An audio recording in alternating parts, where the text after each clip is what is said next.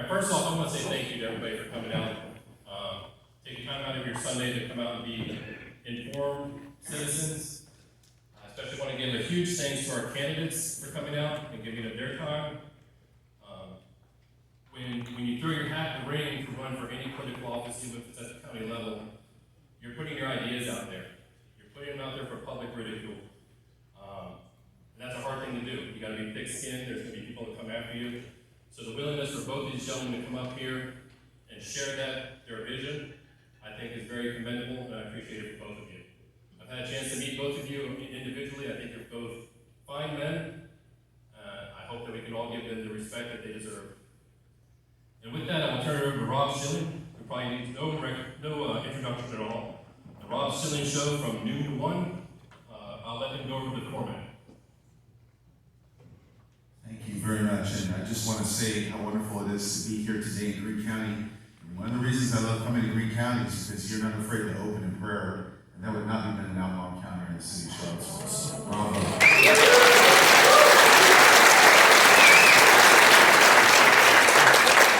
I realize I might have fooled a few people who actually know me, that I've had long hair for many decades. And I walked in tonight and met two people that I know, and they didn't recognize me. So, I might have tricked you, I didn't mean to do that. All right, let me just go over quickly the rules and the debate format tonight. Each candidate will have 3 minutes to introduce themselves. 6 questions were provided to the candidates in advance for their preparation. And there are 2 additional questions which will be somehow slotted in tonight, which are new to both candidates. There was a coin toss in advance, and so we've determined the order that we'll be starting today. Each candidate will have 3 minutes to answer each question. And then there's an interesting twist that we have. There will be an opportunity for each candidate to pull a rebuttal card on the other candidate twice, which means if there's an answer that the candidate would like to rebut to for the course of 1 minute, they will have 2 opportunities to do that within the night. They just need to notify that they'd like to use the card. So with that, we're going to move to opening statement, and the coin toss, we determined that Mr. Sansom will open first. There we go. Thank you, Mr. Schilling, and good evening, everyone. Good afternoon. Good to see such a turnout today. Thank you for being here. My name is Todd Sansom, and the first thing you need to know about me is that I am a lifelong Greene County resident. I am a Greene guy. I am K-12 educated right here in the public schools, William Monroe High School, class of 1996. My father was an Air Force captain and a Rhodes Scholar, but yet he raised me as a lifelong farm kid. And I'm currently raising 230 head of cattle, corn and soybeans stretched across 1,600 acres in Greene and Madison counties. You may also know me as I own the Maybell's Market in Dyke, Maybell's on Main in Stanlersville, and the Rapidan Beef Company. I'm in my 4th year of service on the school board, including the past 2 years as chair. I also serve on the Extension Office Advisory Committee, the CTE Advisory Board, and the Stanlersville Independence Day Committee, as well as coaching youth soccer with Green Parks and Rec. In my spare time, I still play some music, which was my profession for over 15 years. Most importantly, I'm happily married for over 10 years to my wife, Katie, and we are raising 3 young children to walk up in the teachings of our Savior, Jesus Christ. Politically, I am a free market capitalist. I'm a strong property rights advocate, a gun owner, a hunter, and a lifelong conservative. Not just in the last 6 months conservative, lifelong conservative. I support strong law enforcement, and I believe in the cultural strength of family values. If elected, I promise transparency in my decision-making, a fair hearing to all applicants and presenters to the board, and a focus on representing the whole county of Greene, not merely a favored group of supporters. I further promise to support our constitutional officers, public schools, and first responders while being vigilant with every tax dollar the county shall steward. I believe in ethics, honesty, and character, and I will not be sacrificing my core principles to earn a vote. Win or lose, I will wake up November 8th with my integrity intact. What you see is what you get, and what you get is a man with genuine pride in being from Greene County. Thank you all for being here today. I'm excited to get started. Ladies and gentlemen, I want to thank you for coming here tonight to listen to both Mr. Sansom and I debate the issues that face us as a county. I'd also like to thank Mr. Schilling for agreeing to be a moderator, and to thank the Greene County Republican Party for sponsoring the debate and the William Monroe High School for offering this venue. My name is McGuigan, and I'm not from Greene County. That's a fact. I was not born here, and my family's name is not on the statue of the chimney just a few yards from here. I'm a third generation of 4 generations of Americans who served in this country and have sacrificed living in one place in order to defend it. I'm not going to apologize for that, and I cannot change that. What I'm asking you to do in November is to vote on ideas and not where somebody's family tree came from. That's all I can ask you to do. Vote on the ideas. The greatest compliment I've ever gotten, though, on the campaign trail is, you talk like one of us. You act like one of us. It's as though you came from here.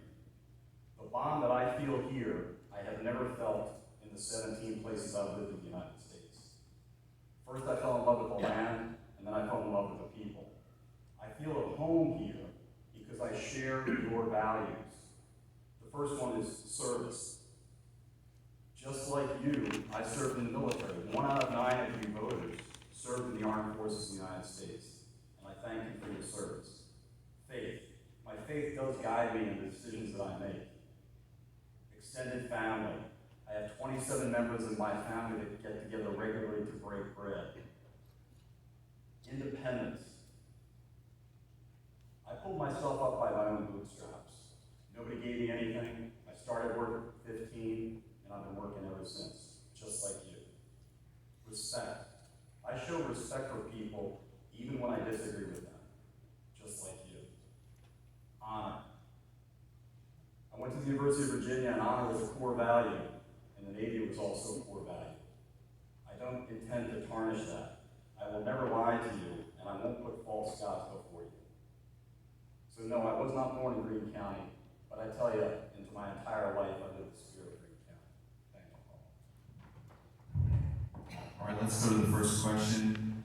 This one is going to be answered first, and then we'll alternate between questions, and Mr. McGuigan will have the first shot. What are the top 3 issues facing Greene in the next 4 years? I think the top 3 issues facing Greene are water insecurity, overdevelopment, and economic instability. We simply cannot give water that we don't have to other people, especially 3,000 homes when we only have 2,900 people on water. Just a couple weeks ago, the Rapidan was at 0.5%. That was the entire water supply for our people. We went on water restrictions.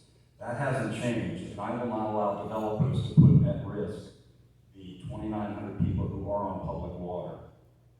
We are overdeveloped, and this is an imbalance between the business and development in the residential zone. We pay higher property taxes than Madison, Louisa, and Orange because what we're doing is picking up the tab for developers. They are not paying adequate impact fees for sewer, water, roads, fire, EMS, administration, and the big ticket item, which is schools. That's 70% of our budget. And our economy is unstable.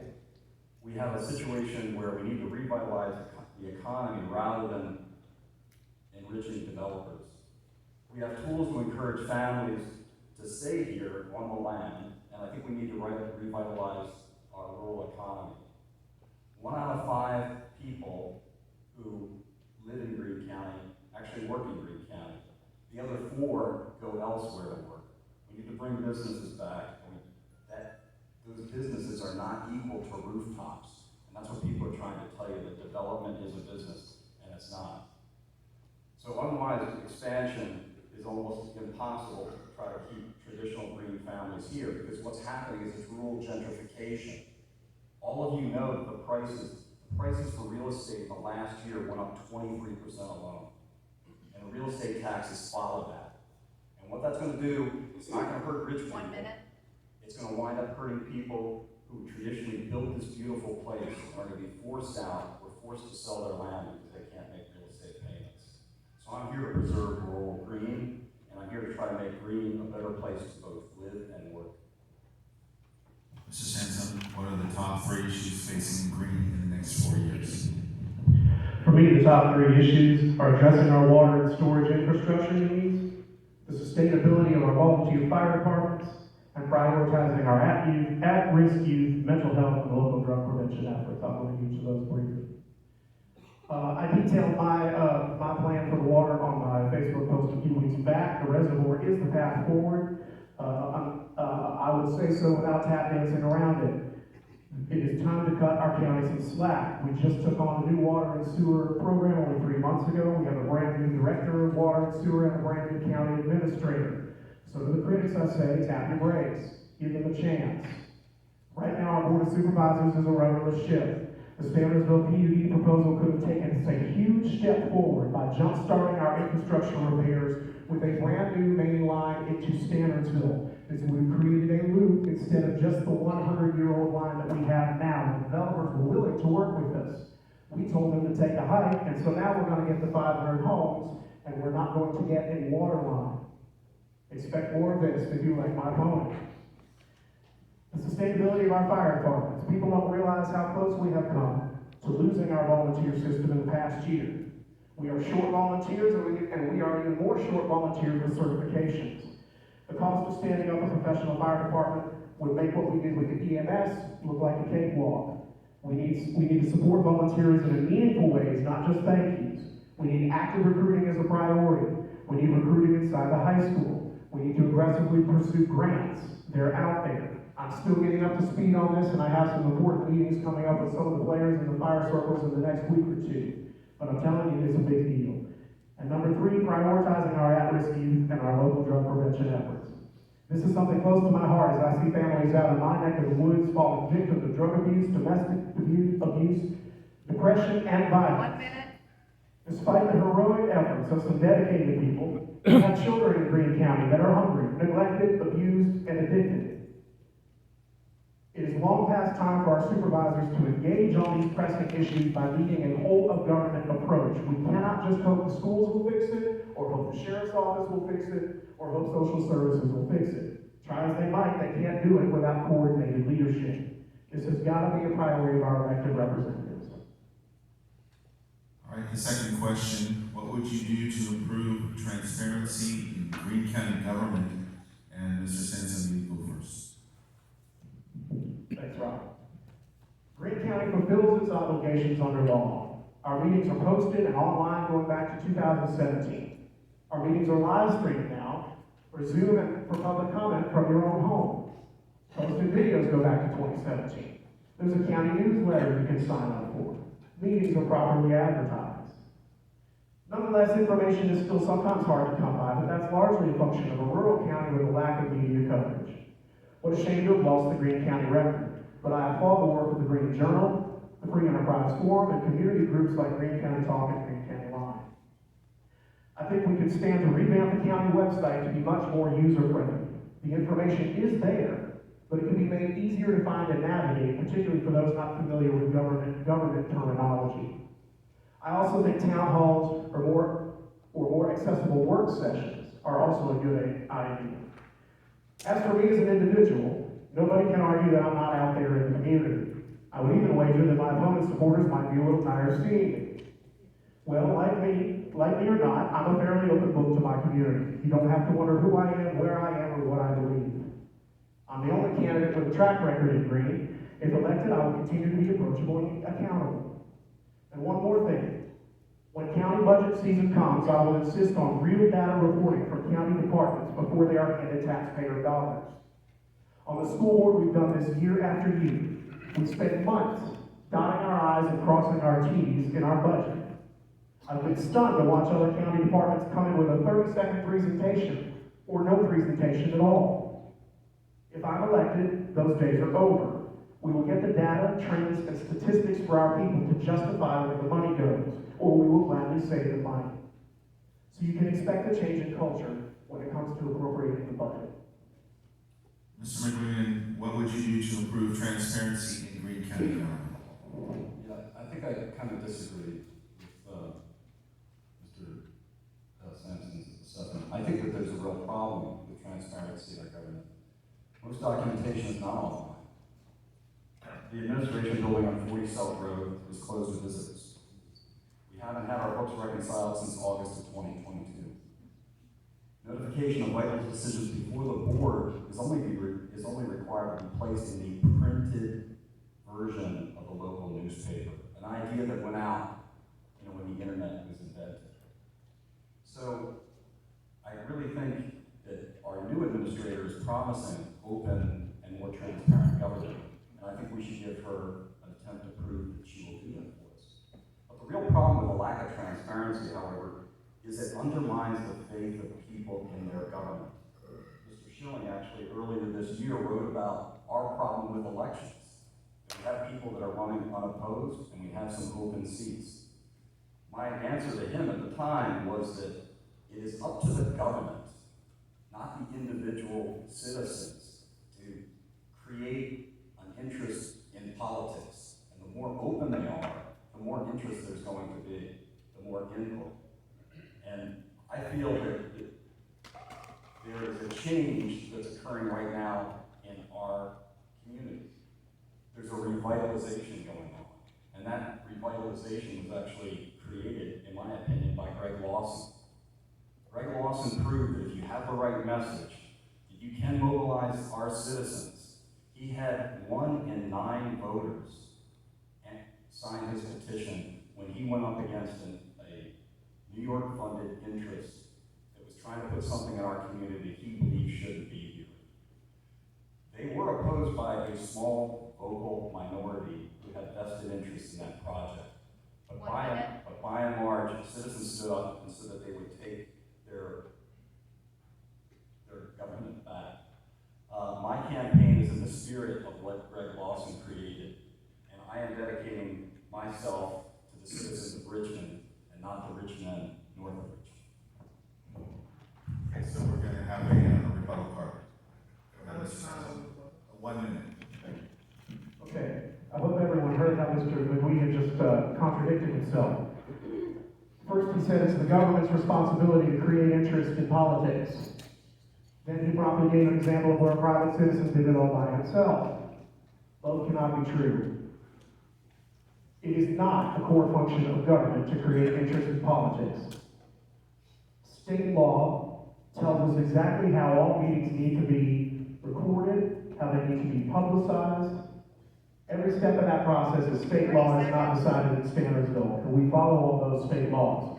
I think there's an opportunity to do more on a personal level as a supervisor to be more accessible to your people, yes, but in terms of our county government, they follow the state laws, and it's not up to us to change them. Lastly, as far as the closing of 40 Selt Road, as far as that door being closed, that's a security issue. If the county would like to build a security vestibule for our county staffers, like most other counties have, then we can talk about that as a budget, but it is not a preference thing, it is a security thing, that's why that door is closed. Okay, for the next question, we're going to go to one of the undisclosed questions, and this one will go to Mr. McGuigan. Will you work with other members of the board and the county administrator to reopen the county administration building to citizens conducting county business? Yeah, I personally would. When I was in high school, you used to be able to walk through the Capitol building at any hour of the night. You used to be able to go into the galleries of the Senate and the House of Representatives. You could sit on the West Portico, and even as an 18-year-old, sitting there and looking at the Washington Monument and the Lincoln Memorial, you actually felt that this is what a free country does.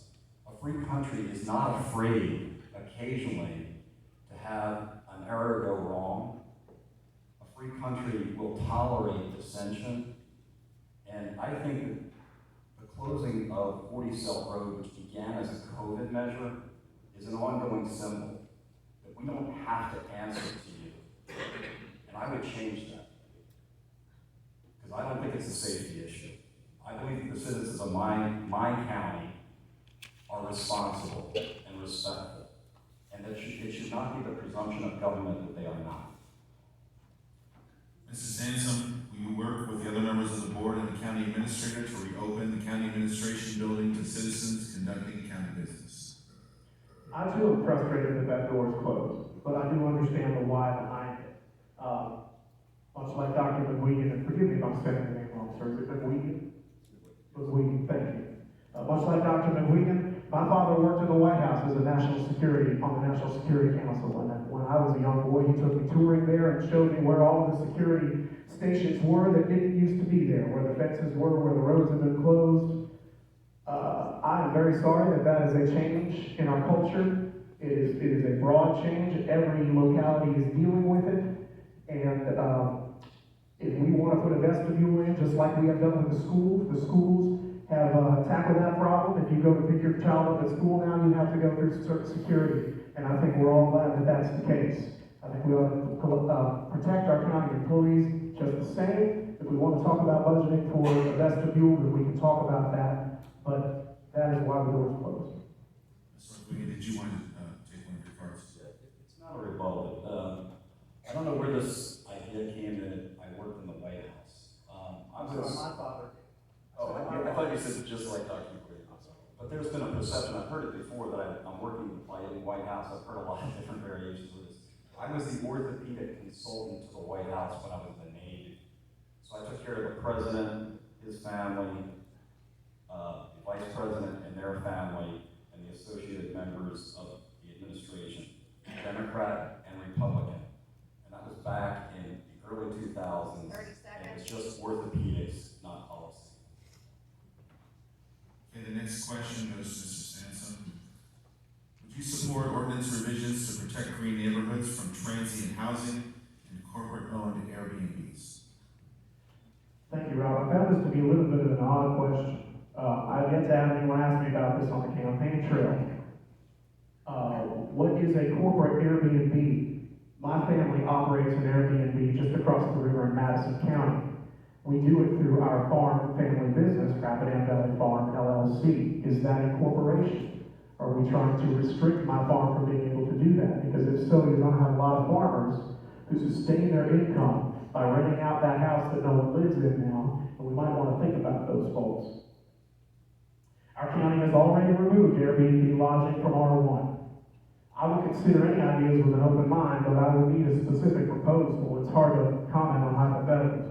Unless I see specific examples of transient lodging infringing upon the rights of neighboring landowners, then I tend to come down on the side of property rights.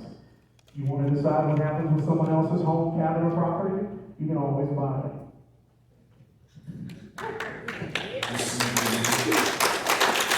Would you support ordinance revisions to protect green neighborhoods from transient housing and corporate-owned Airbnbs?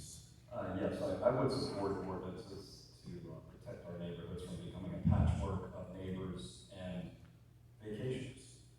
Currently, 1 in 5 homes purchased in the United States is purchased by a corporation who uses a rental, and most of those are short-term rentals. This is not what our ordinance covering guest housing was supposed to be. It was supposed to be for a mom and pop to have a guest lodging in order to have extra income, to maybe fund a college, maybe go on a vacation, or to go for their retirement. Now, I instinctively balk at trying to restrict anybody's property rights. However, when you look at it, there has to be a balance between the individual's rights and the rights of a community. I don't think anybody here would want in their residence a strip mine 50 feet from their house. So we all agree that there has to be some degree of regulation. When the board prohibited by right lodgings in the residential district, they did it because of the impact on the community. And what they found is that they needed to have somebody who was actually stopping people from turning our county into party central. So I support a requirement for owner-occupied Airbnbs. I believe that there also should be a limitation on the number of houses per parcel, and I also believe that there should be an absolute upper limit of the number of people who can come, so that we're not reproducing beach week in our neighborhoods and our communities.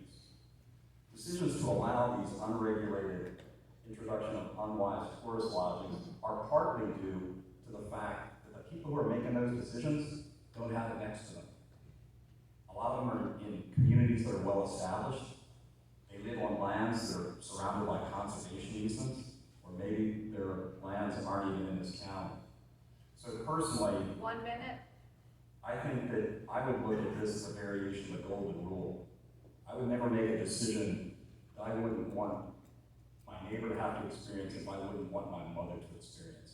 It was something that I used to tell the residents about ethics.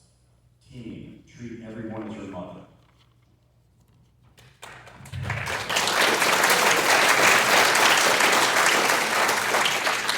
Mr. McGuigan, please share your view on the relationship between government and our individual rights.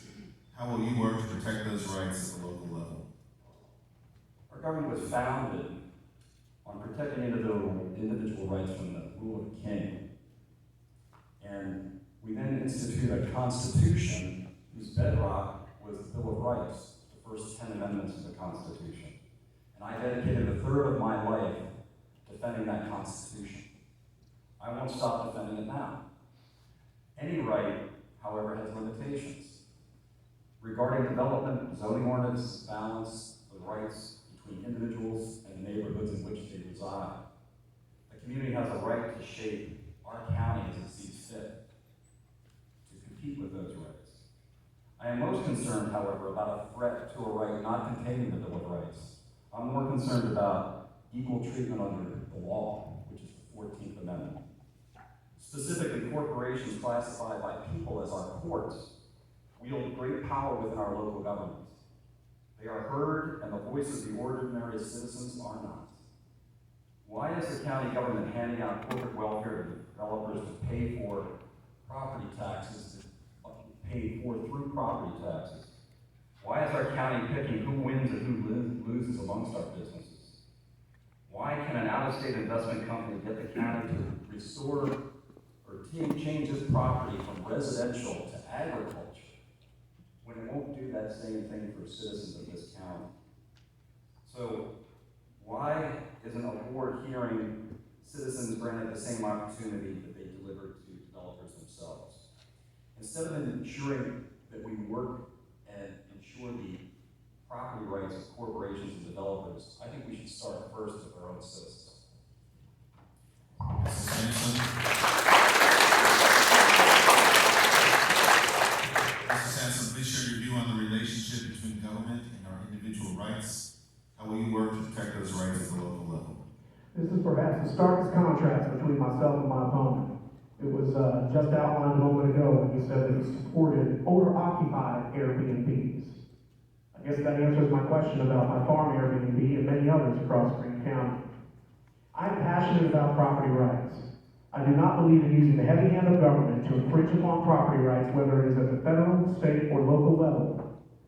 My opponent's support of the Biden climate change agenda and his blog about it tell you that he sides with big government over individual property rights. Recently, our Board of Supervisors voted down that PUD in Stannersville. One of the supervisors said they specifically hoped it would chase away the buyers of 3 multi-generational Greene County families. Again, your government wanted to chase away the buyers of your property. My opponent cheered on such anti-American behavior with a passion. Tell me, is that on the side of government or individual rights?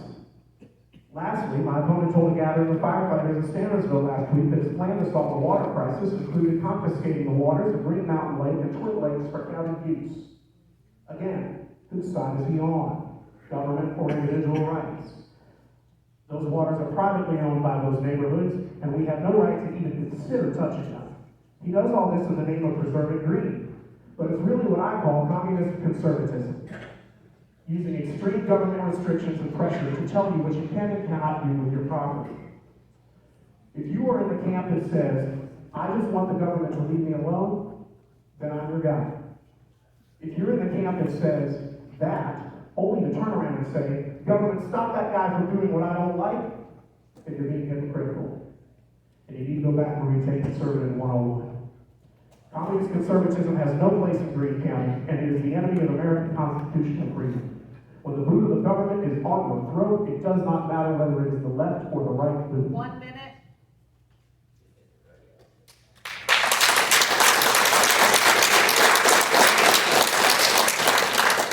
Mr. McGuigan, did you intend to respond to rebuttal?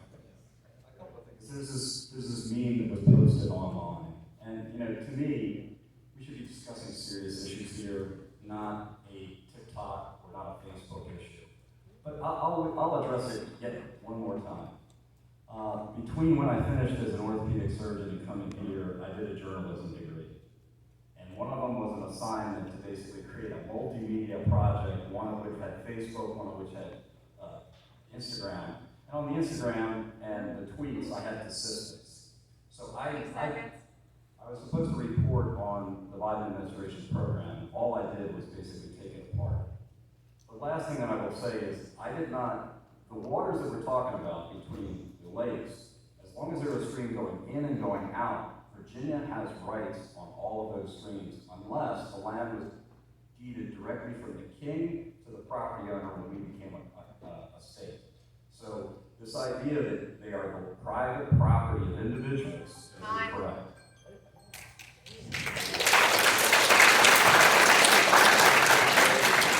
We'll go down to the second of our undisclosed questions. Greene must address our water infrastructure. What are your ideas on how to develop that infrastructure?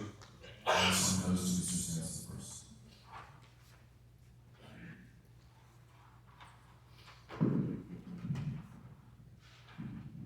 I'm sorry, repeat the question. Sure. Greene must address our water infrastructure. What are your ideas on how to develop that infrastructure?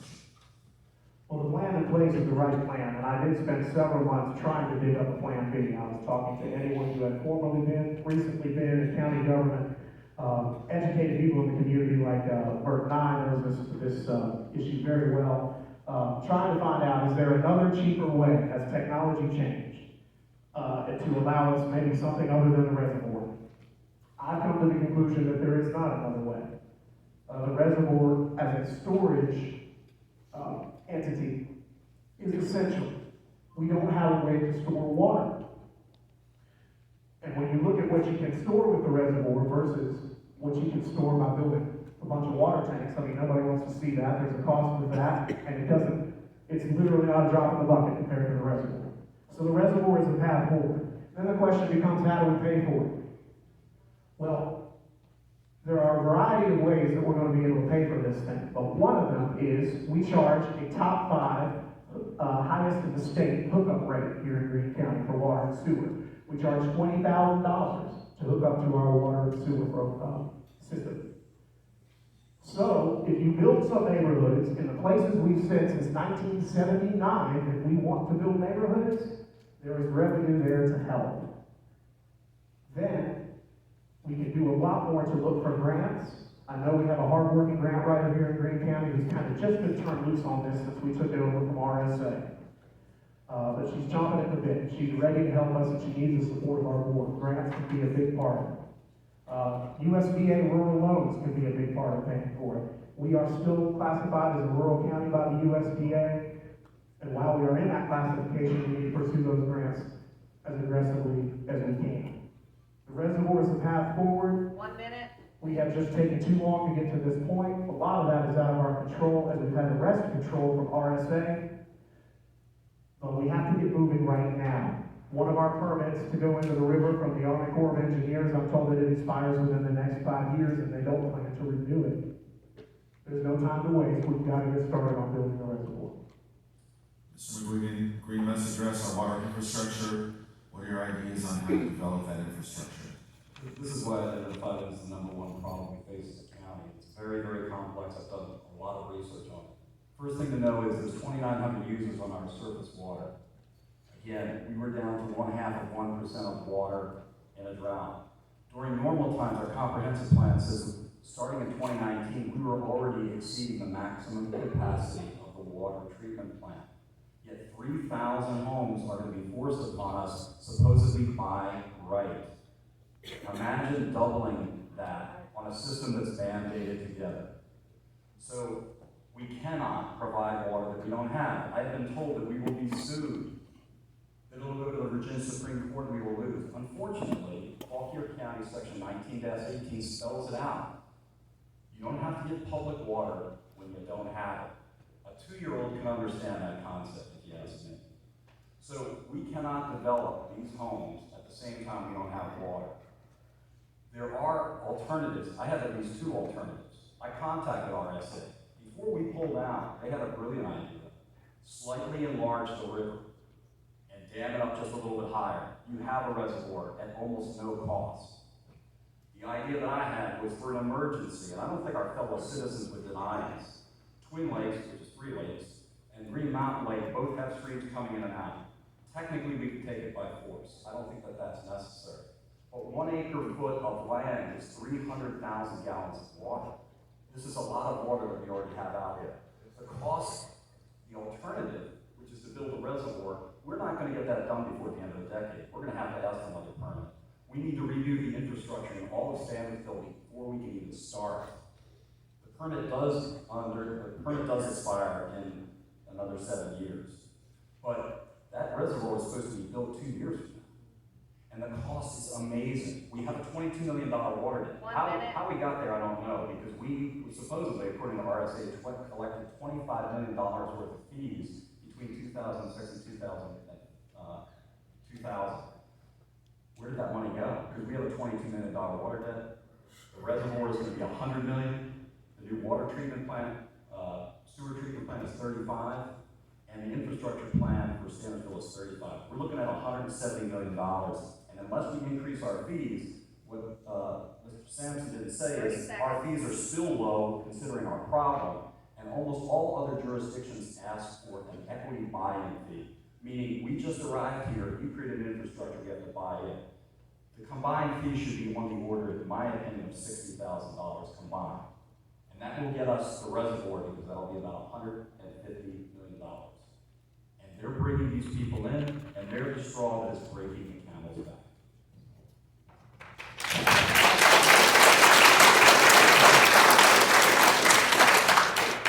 Next question goes to Mr. McGuigan.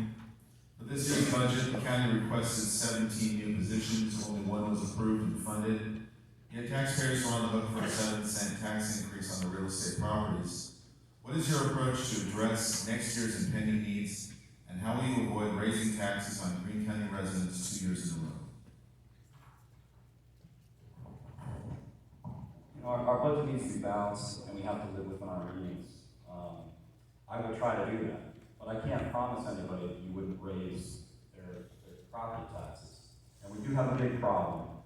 The increased property tax this past year, and we weren't able to get those 17 positions, but our situation was helped by the fact that Sheriff Steve Smith actually gave up a couple of his requests for deputies in order to allow the pay study to go through. And that pay study meant that we paid all of our employees a lot more money and stopped partly, at least for a time, the brain and talent drain away from our county officials. But we're still going to have to deal with that problem. But why are we here in this problem? We have the highest property tax between Orange, Louisa, and Madison. Yet our services aren't as good. And the reason why is our funds are being sucked away because we are not asking developers for appropriate impact fees for just what we want to know: water, sewer, fire, police, roads, administration, and the big ticket item, which is education. That is 60% of our budget. And when you look at that, and they'll disagree with me, but last year, because of the school board increases, we had 25% increases in the last 2 years in our budget. We went from $40 to $50 million. So now it's $18,000 a year for each student that goes through our school. We need to have developers pay their fair share. When you look at 3,000 homes, if you take the average price of the homes here in this county, which is now about $390,000, they're taking in $1.2 billion in revenue. And they expect our county, with an entire budget of $71 million, to pick up their tab. I won't let it happen.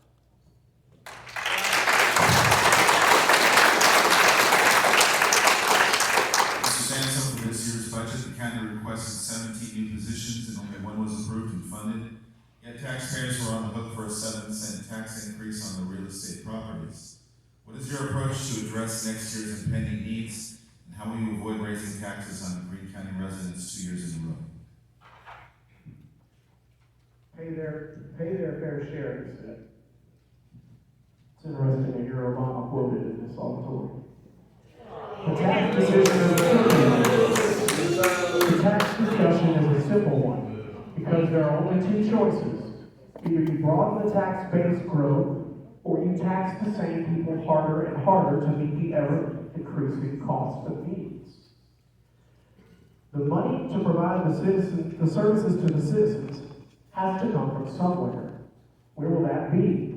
The county has to balance a budget every year, just like Greene families do. Have you ever sat around your kitchen table with your husband or wife and said, honey, look at these bills. They keep increasing. How are we ever going to pay them? You should have done that recently. The county has to do the same thing. The cost of goods and services go up over time.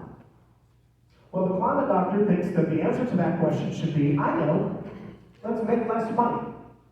Cut your work hours, honey, that'll do it. It sounds crazy because it is crazy. Turning away growth is turning away revenue growth. The county will end up having to pay bigger and bigger bills on the backs of the same people, and that's you. That's how we got in the mess we are in now. Once you understand this, then you'll be asking the right question. Where and how should we grow? The answer has been in our zoning ordinances and comprehensive plans for 40 years. We've already said where we want to grow. Now we need a board of supervisors that will follow through on that plan and stop objecting to exactly what they said for 40 years they wanted. When that happens, the tax base broadens and the load becomes easier for the rest of us to carry. To summarize, you either tax the same people harder and harder, or you broaden your tax base over time to share the load of the new goods and services that are required. 1 minute.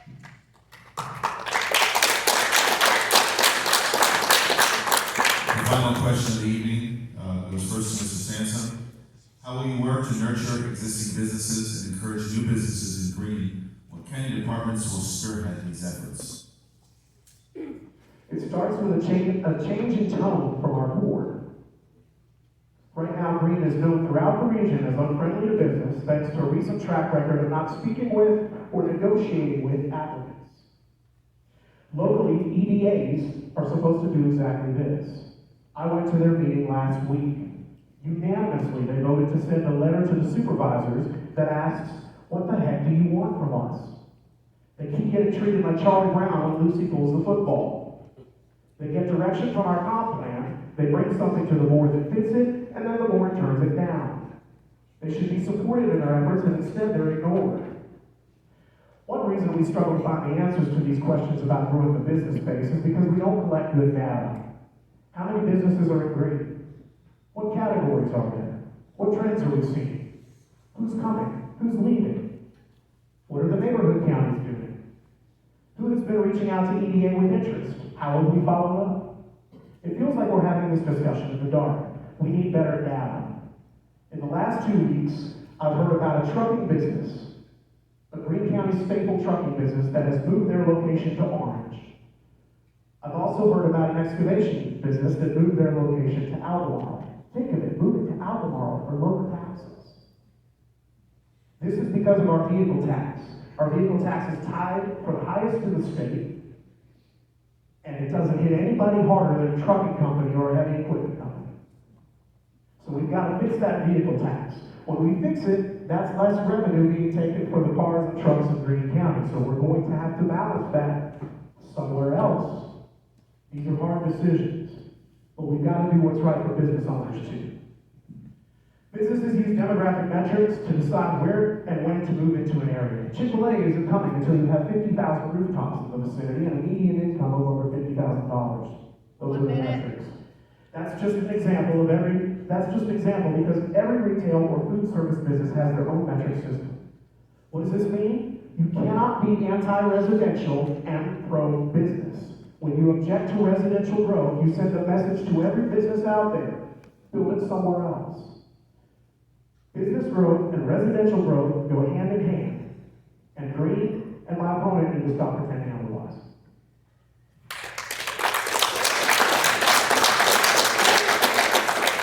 Mr. McGuigan, how will you work to nurture existing businesses and encourage new businesses in Greene? What county departments will spearhead these efforts? One of the things I want to point out to everyone, development doesn't equal business. They're not synonymous. I'm gonna slay this fantasy dragon right now. We've been told that you can grow out of this problem In the last 13 years, we've grown twice as fast as the rest of Virginia. All right, everybody who pays property tax, put your hand up. How many people's property, no, keep going, keep them up, keep them up. How many people's property taxes have gone down the last 15 years? Have gone down? So I want you to keep them up. Sorry, I want you to keep them up if they didn't go down. And then the final thing is, how many people haven't go up 20% or more in the last 2 years? All right, so that's the experiment. And they're going to try to grow 5 times faster. Einstein once said, doing the same thing over and over and expecting a different result is insanity. And that's what this is. Because again, you're picking up the impact fees that they should be picking up, and you don't have the water. So what we do need to do is bring in businesses. I've already put out a way to restructure our business taxes to make it better for our business, not taxing them on gross, taxing them on net, which is just what you do with your state and federal income taxes. And then also bringing down their taxes that they pay to be balanced by requiring everyone who does work in our county, who's outside our county, to pay their share of the business tax, requiring all to have a business license. And additionally, requiring companies that are headquartered elsewhere but keep real assets in our county to pay their share of the personal property taxes that business pays. So I openly admit I am not an expert on business, but I am willing to work with people. And that's what you really need to do to actually create change. You need to have the temperament to be able to work with other people 1 minute. to affect positive change.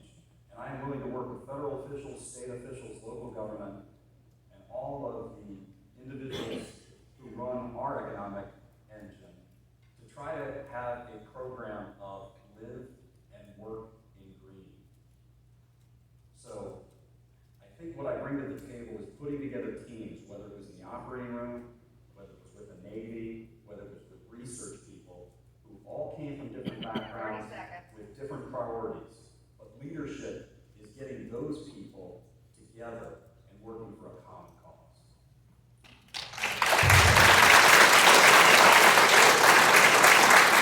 Mrs. Sansom, with the 1 minute rebuttal. Thank you. At the core of what Dr. McGuigan is saying is the concept that you can stop the people from coming. We can't stop the people from coming. By right is a way of developing land and building homes. In Greene County, a 100-acre agricultural parcel can be divided up into more than 20 homes tomorrow, regardless of what the Board of Supervisors thinks of it. In fact, this is happening on Fredericksburg Road right now. 30 seconds. The people are coming. The last few years have proven that. They continue to come. We can wish them away, but it will not work. Supply and demand is in effect. So we have to grow smart. We have a map of the county where we have said where we want the growth since I was 1 year old. It is not the developer's fault that we're not ready. It's ours. So we have to build somewhere, and if we build where they said they wanted to build, it'll take the pressure off of the farms, and that will preserve rural green.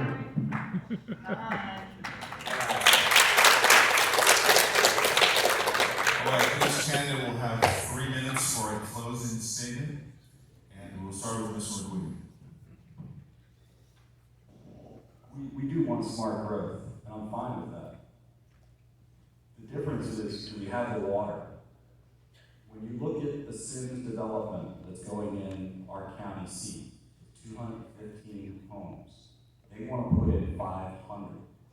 So the buy right, I think you should. I think the buy right without water. This is not for you. Hey, it is. I said that. I don't care. This is a debate I don't between these care. two people. Hey, Silence, Karen. Let him continue, Please let the candidates continue. So the buy right in the absence of public water is 77 homes, which I think is entirely appropriate. I don't have a problem with that. What I have a problem with is using water that we don't have and trying to promise that to 3,000 homes being developed. So in campaigning, I came across a person who works in a garage. He actually keeps his handle the pulse of the local politics and the regional politics. And he said, you know, I can almost determine why every politician runs for office. He says, usually it's for financial gain of some sort, or for power, going to the next level. He said, I can't figure it out with you. And I agree with him. I didn't want to run for this office. I just wanted to retire to a farm. I did it out of my sense of duty, because people feel in this county that they are disenfranchised. And just like when I talked at my opening comments, you guys have given me a home that I never had. And I'm trying to repay the gift.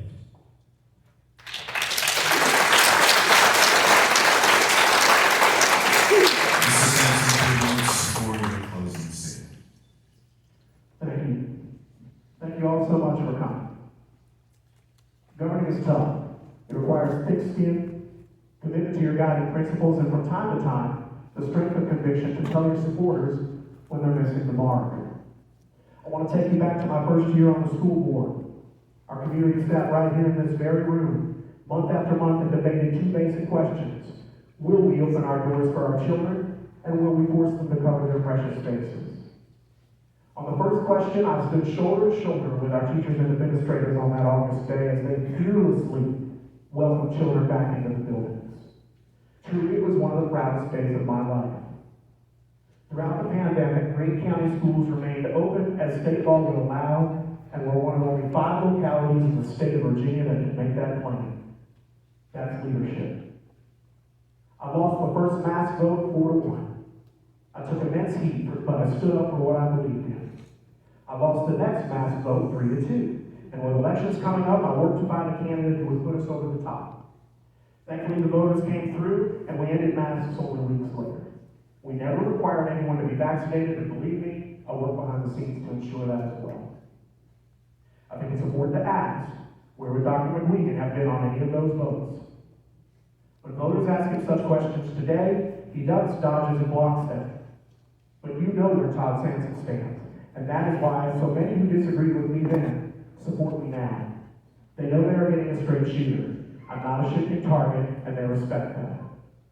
I ran for this office because I wanted to be part of solving the daunting problems our county faces.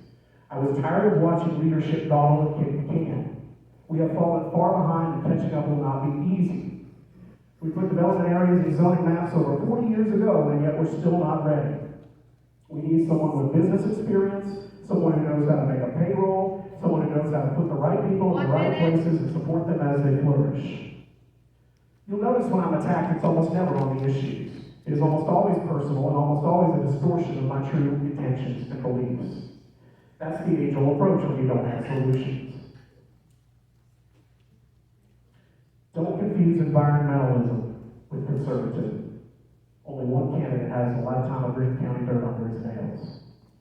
My friends, we can overcome our challenges. I believe the best is on the horizon for Greene. 30 We seconds. just need some prayer, some backbone, and some persistence. There are too many wonderful, God-fearing people in this community for us to fail. So if you believe that we can leave our children in an even better home tomorrow than we have today, then I ask for your vote. God bless you and God bless Greene County. Maybe you can set a plan for both candidates because it takes a lot to run for office.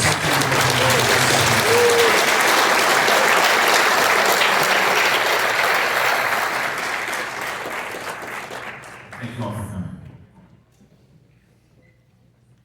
Again, thank you everybody for coming out. Both candidates have agreed to stick around for a while and answer personal questions if you like.